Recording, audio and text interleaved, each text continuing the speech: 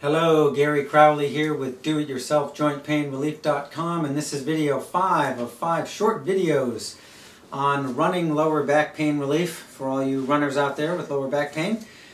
We've tried to go through the 5 main culprits of what's causing your back pain, and now on video 5 here, we're just going to have you release your tailbone, the tissue on your tailbone that might be built up, and actually your lower back, which surprisingly is actually probably the least likely cause of your lower back pain. It was all the other stuff like your hamstrings and your hips and your quads and your muscles on the front of your back that are usually bigger culprits.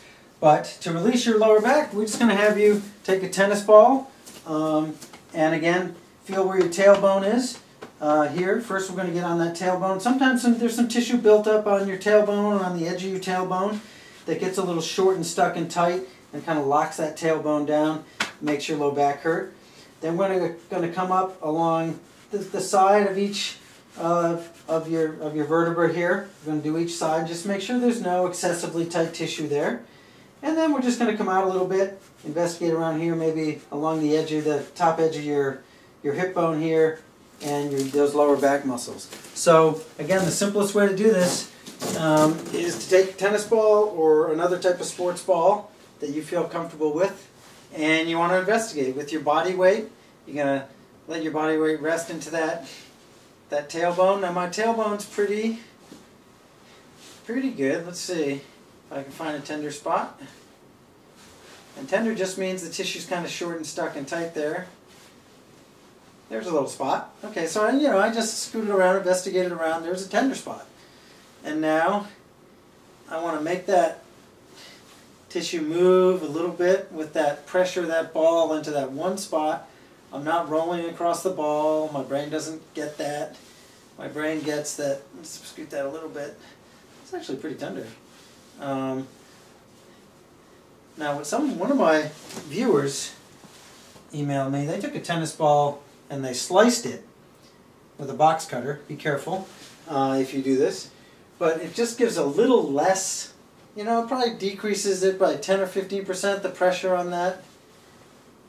And actually, see, that actually feels, it's the amount of pain I can comfortably relax into. That other, because this is a pretty tender spot, I'm not sure how this got, maybe I've been driving too much lately. There it goes. See, it's funny, there's no, some people think, more is better, more pain is better. Not always. You're trying to communicate with that cerebellum at the top of your brainstem. Sometimes if it's too painful, there's too much static on the line and your brain doesn't get the message there. So that just finally released with that movement. There it goes. Okay, good. Okay, so now my tailbone, after investigating around, is pretty free. Now I'm going to investigate along, right on the sides of each of my lower back there. We're just going to see how much tension is around there, and I'm pretty good. And you're just going to go up 4 or 5 inches. That right side's pretty good. And along the side of your spine, I generally only use a tennis ball. I don't like, even if ideally I'd probably be on the floor right now if I weren't shooting a video, because I can get just the right amount of pressure in there. And that's pretty good. A little right there, maybe a little right there.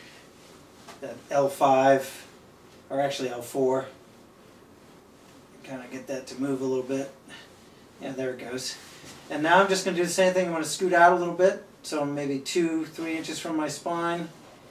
Just scooting around. There's not much for me there. A little bit, kind of up against my hip bone and my low back muscle there, that quadratus lumborum.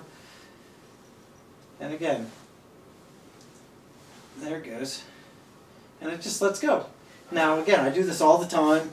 My brain's a little more used to what I'm trying to do here, and this right side's pretty good. But you're investigating. You're investigating finding spots that are painful when you press on it. When it's painful when you press on it, it means the tissue's tight. The techniques I've given you, the press pull release and the press hold move, then the tennis ball press and all these things, they're just, in my experience of decades of doing this, they're the most effective ways to communicate to that cerebellum, the top of your brainstem that has all the settings for all your muscles. It communicates in a way where your cerebellum goes, oh, okay, I need to put those back to standard operating tension, instead of keeping them tight all the time, because modern living is sitting in cars, sitting in front of computers, doing the stuff. We don't move enough, or we move too much in the same way, and our tissue tends to get tight. So anyway, these are the 5 main areas that, in my experience, there's probably a 97% chance that your lower back pain is being caused, your running lower back pain is being caused by either your hamstrings or your hips, or this outer side of your leg, or the front of your back, or your tailbone, the tissue on your tailbone being tight in your low back. Again, the 5th one here, probably the least likely, ironically. But those are the 5 videos, so go back, think about where you need to stretch the most, where your most tension was. Everyone's a little different. Some people won't be tight here, but they will be here, etc., etc. But I appreciate your time. I hope you find these techniques effective, and I hope your running lower back pain is a thing of the past after watching these videos. Thank you very much. I look forward to hearing how it goes.